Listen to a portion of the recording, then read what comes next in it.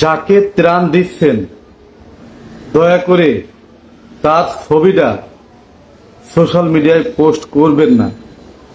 আপনি তাকে ত্রাণ দিচ্ছেন, এই ভিডিওটা পোস্ট করবেন না। এটা কিন্তু মারাত্মক একটা গুনার কাজ, পাপের কাজ।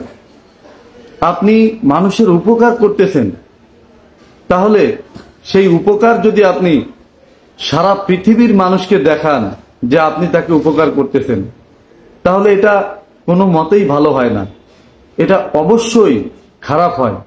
আমি বলছি এই কথা যে আল্লাহ রাব্বুল আলামিন বলেছেন যে দান করার নিয়ম কি, ডান হাত দিয়ে দান করলে বাম হাত জানতে পারবে না, এইভাবে দান করতে হবে। তাহলে বুঝতে পারছেন এর মহিমা, এর গুণাবলী কতটা। এটা একটা সওয়াবের কাজ, এটা একটা পুণ্যের কাজ। আর আপনি যদি দান করে সেই দানের ছবি তুলে যাকে দিচ্ছেন তার ছবি তুলে বিশ্বের দরবারে তাকে তুলে ধরেন যে এই লোক অসহায়, একে আমি দান করলাম, তাহলে আপনার সব কিন্তু বিন্দুমাত্র হবে না, বরঞ্চ আরো পাপ হবে, মহাপাপ। একটা কথা মনে রাখবেন যে আপনি যাকে ত্রাণ সামগ্রী দিচ্ছেন সে কিন্তু কোনো ভিখারি না। কেন বলছি ভিখারি না? আপনি যখন কোনো ভিখারিকে 5 টাকা 10 টাকা দেন, কখনোই কিন্তু তার ছবি আপনি তোলেন না, তার ছবি পোস্ট করেন না।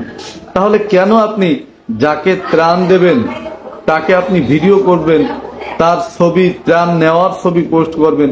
এটা কিন্তু অনেকেই লজ্জাজনক মনে করে। আর এটা কিন্তু কোনো সভ্য সমাজ বা ভালো মানুষ এটা ভালোভাবে দেখে না। যাই হোক, আপনি ত্রাণ নিয়ে গেছেন, সেই ত্রাণের ভিডিও করেন, কিন্তু আপনি যাকে দিচ্ছেন তার ভিডিওটা যদি না করেন তাহলে কিন্তু খুব ভালো হয়। এটা কিন্তু কাউকে ছোট করার উদ্দেশ্য না। আবার যাকে ত্রাণ দিচ্ছেন যদি সুন্দর করে পোজ দিয়ে তার ভিডিও করেন বা তার ছবি তোলেন, এটা কিন্তু তাকে অনেকটাই ছোট করা হয়। ছোট করবেন না, দয়া করে ছোট করবেন না।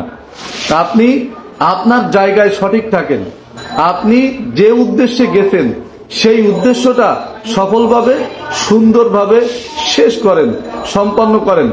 মানব সেবা অবশ্যই ভালো কাজ, মহত্বের কাজ, পুণ্যের কাজ। আরো বিশেষ করে এই জাতীয় বিপর্যয়ের সময় যদি আপনি এগিয়ে আসেন, তাহলে এর থেকে মহাপুণ্য আর কোনো কাজে হতে পারে না। আর তো মানবতার সেবা হচ্ছে সব থেকে বড় ধর্ম।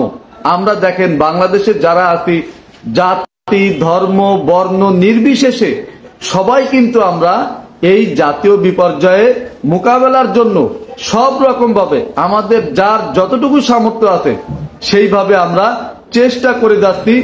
আর তো মানবতার জন্য আমরা সব রকম প্রস্তুতি নিচ্ছি।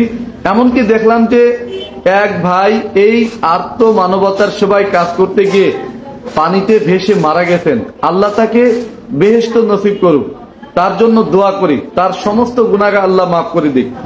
কিন্তু আমরা যেটা করব, আমরা কোনো মতেই যাকে ত্রাণ দিচ্ছি তার ছবিটা তুলব না এবং তার কোনো ভিডিও পোস্ট করব না।